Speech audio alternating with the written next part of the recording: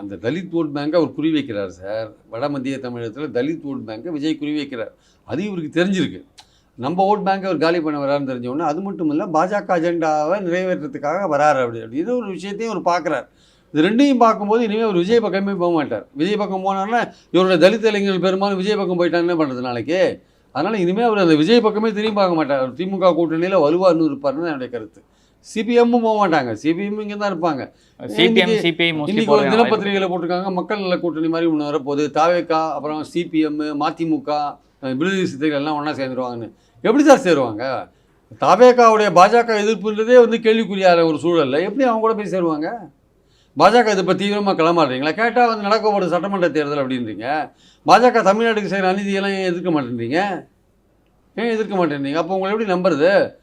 திமுகவுக்கு போகிற ஓட்டை இழுக்கணும் அப்படின்ற ரேஞ்சில் உங்களை அங்கே கொண்டு வச்சுருக்காங்க, உங்களை அங்கே உருவாக்கி வச்சுருக்காங்க அப்படின்ற ஒரு பேச்சு அடிபடுது. நான் நம்பர் வச்சுக்கோங்க.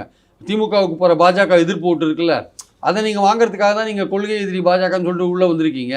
ஸோ அதை திமுகவுக்கு போகிற பாஜக எதிர்ப்பு ஓட்டை நீங்கள் வாங்கி போயிட்டீங்கன்னா திமுகவுக்கு ஓட்டு குறையும் இல்லை. அதான் மைனாரிட்டி ஓட்டு. இல்லை மைனாரிட்டிக்கு வெளியில் இருக்கிற பாஜக பிடிக்காதவங்க ஓட்டு.